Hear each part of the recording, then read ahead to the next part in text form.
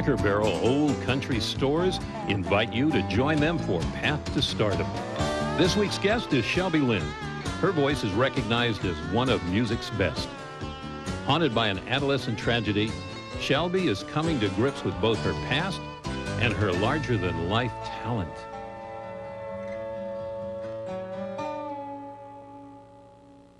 Music rules my life. Music has always been who I am. I am music. Music is me. I've always felt like this is what I was supposed to do, because it was just, you know, I can remember being a little kid and staying up at night in my bed and thinking about music and thinking about being in country music and being a figure in country music. Important to me doesn't even touch it. Music is who I am, and it's always been who I am, and it's been the only thing in my life that's ever been comfortable to me, music. I know we both decided it was good for you to go. A little time apart would tell us what we need to know. Well, I don't know about you, but I'm feeling kind of lonely tonight. We said we wouldn't talk to one another on the phone. A little time apart to try to make it on our own. Well, I don't know about you, but I'm feeling kind of lonely tonight.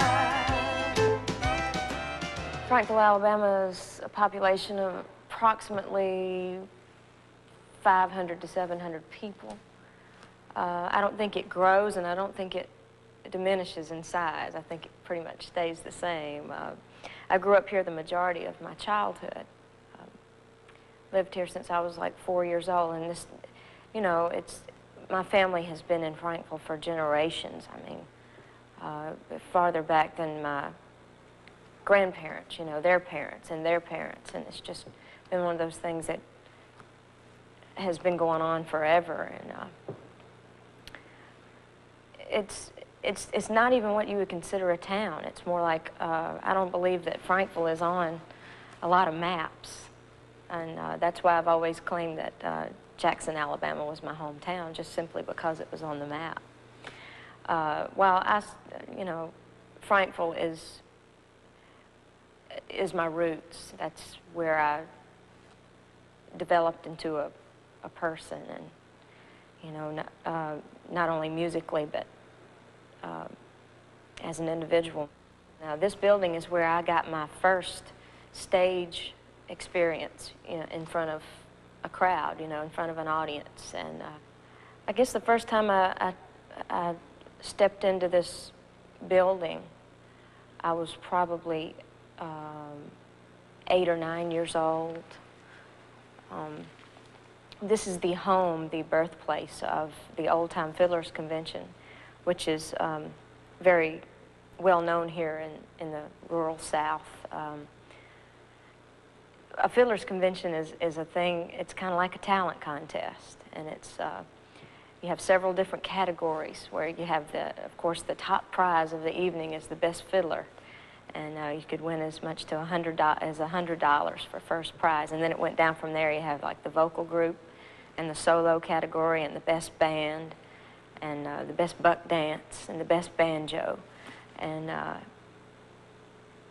it's no electric instruments, straight ahead, mostly bluegrass music, which is very common here in the South. And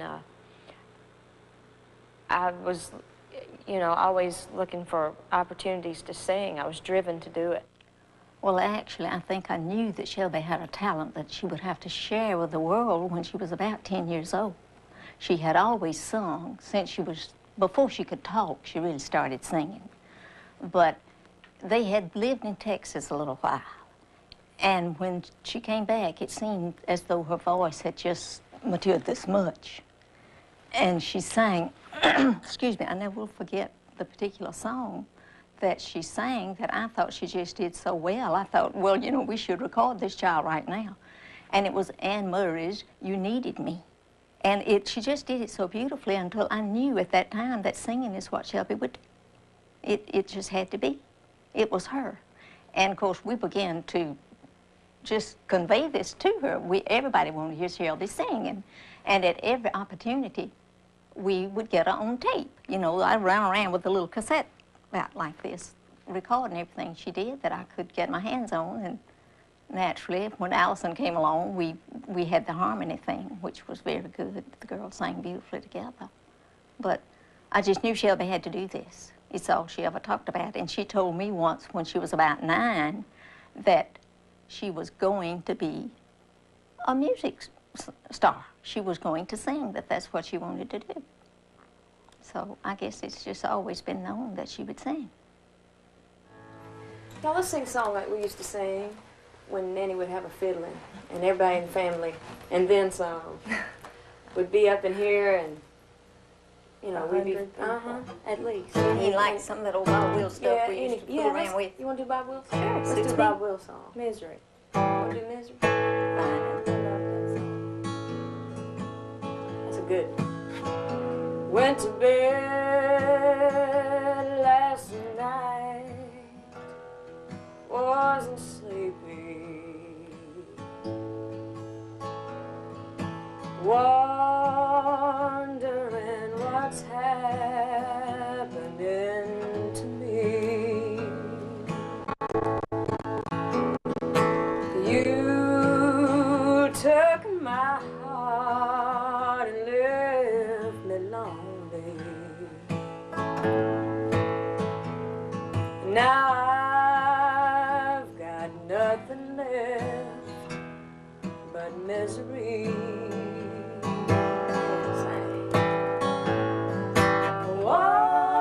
Wondering if you have found another love.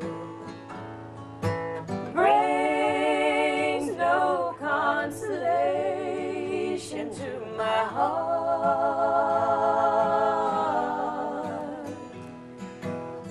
One of these days you'll be sorry that you fill my heart with misery.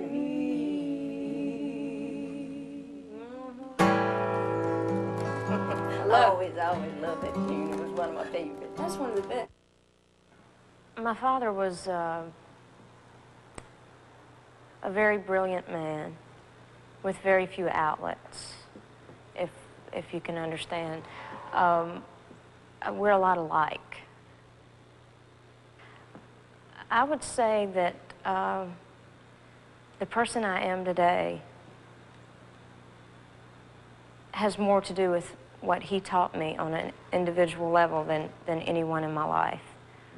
My relationship with Daddy was,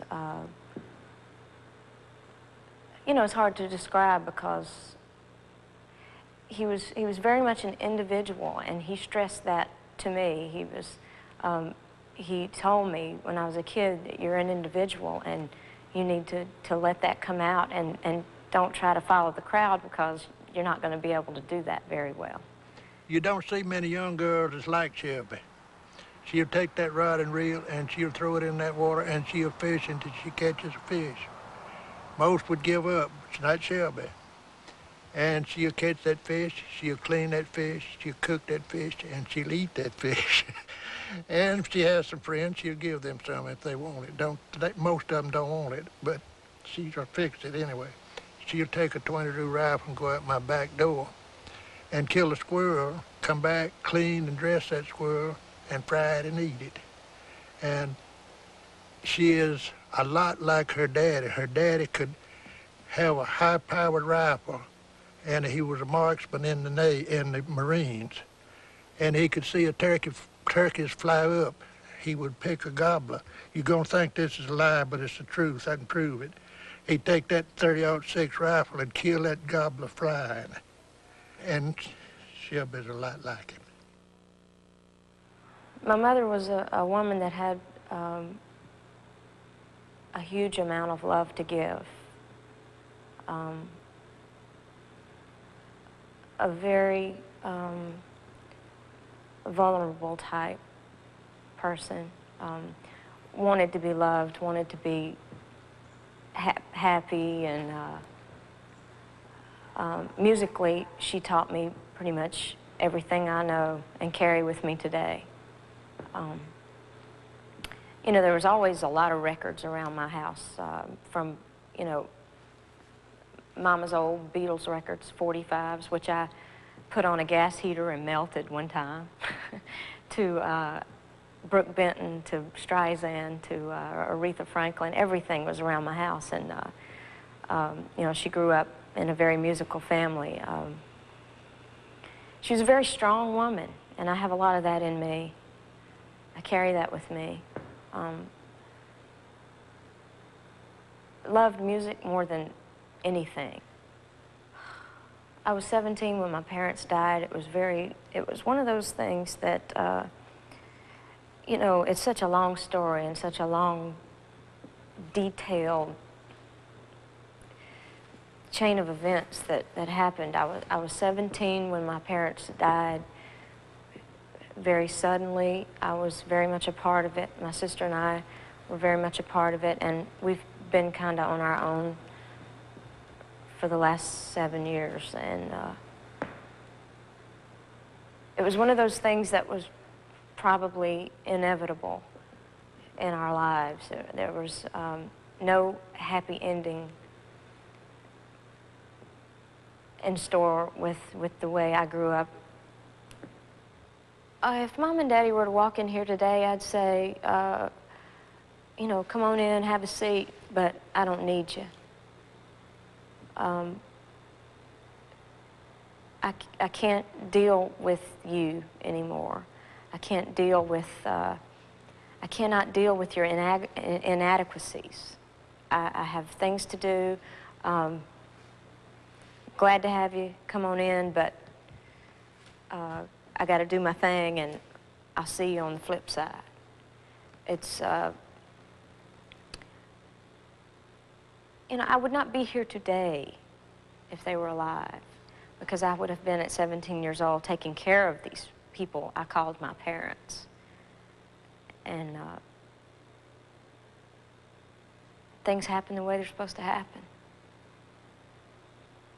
At that particular time, naturally, we were all devastated, but I felt that I just wanted to love them. I wanted them to know that regardless of what had happened or ever would happen, that this was always home, and we would always be here for them. And, you know, I just wanted to love them.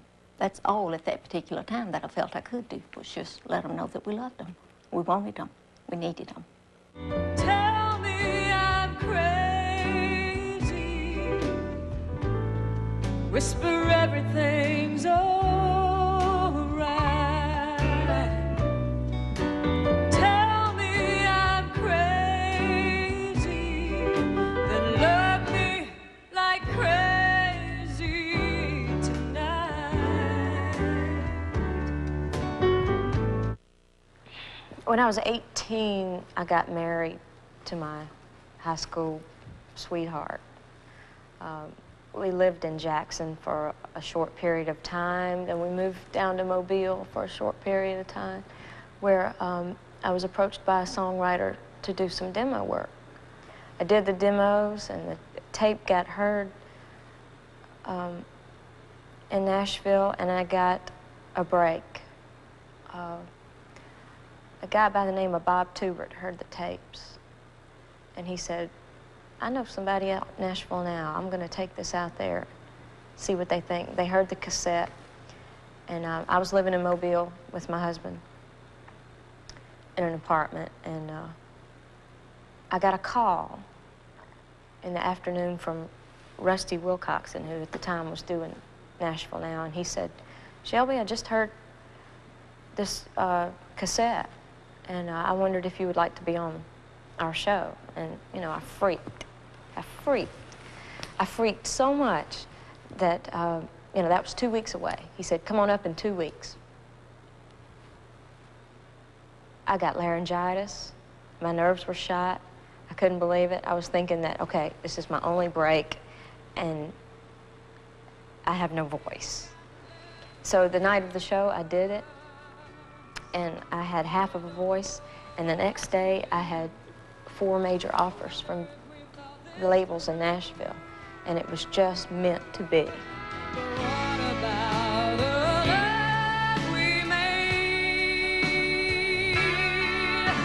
She's upstairs in her room, crying over me and you, but we never meant to hurt her this way.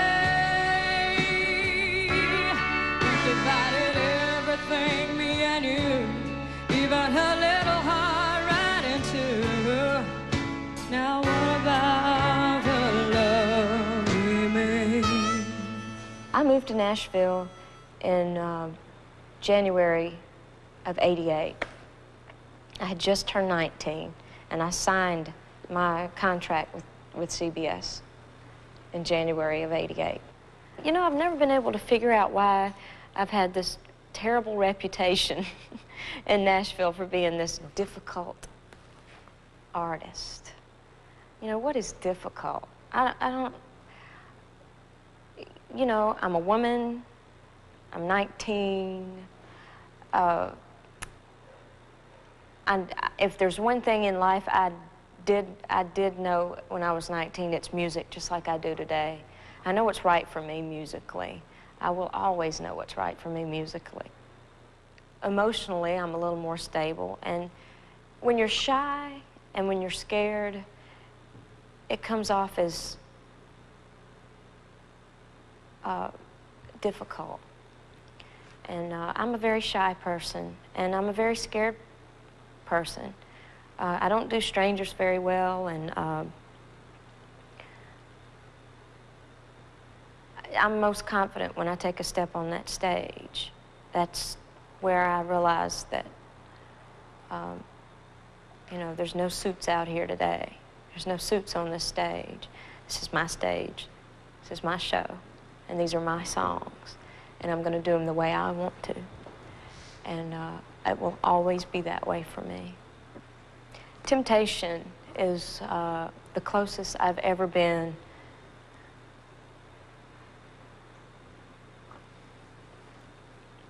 to being where I want to be musically. You know, who knows what will happen on the next album or 10 albums from now. But I've done 4 albums so far, and as much of part of me as the other 3 are, this sums me up. This project sums me up. This music is so much a part of me, and it's because every note played, every note sung, every word written comes from my soul. I feel the earth move under me, I lose my sense of gravity. Everything is in a spin, Lord, what I do? Temptation, temptation. Should I give in to this temptation? Temptation, temptation. Should I give in to this sweet temptation? My long-term goal in life is to be content. I don't believe it'll ever happen, but because there's a part of me deep down that knows that I cannot be a tortured singer, performer, without being a miserable human being. And that's probably really hard to understand to some people, but contentment is what I strive for on a daily basis. In life in general. I'm not talking about music, because that's inevitable. That's there. That's who I am. But just to be able to wake up and be happy with who I am would just be a joy. Aside from the fact that I'm very proud of her singing talent and the accomplishments she's made there, I am extremely proud of the fact that Shelby has come so far emotionally handling the devastation that she went through. because I can see just in the last year how the strides she has made there. And I guess that makes me as proud as the fact that the singing that she does. And of course, I think she's got the best voice in the world. She's my pride and joy. The kind of love I can't forget, dear. Is that it? Yeah. Was the love you gave to me. I had my chance, but now I suffer. My heart is filled with misery. There we are on that misery again. Misery again. Let's do it. Oh, Lordy, Lord, I got the Wabash Blues. A little low, Dad. And now I know I've got my due. Good picking, too. I'm gonna pack my walking shoes and walk away. These are Wabash Blues. I got the Wabash Blues.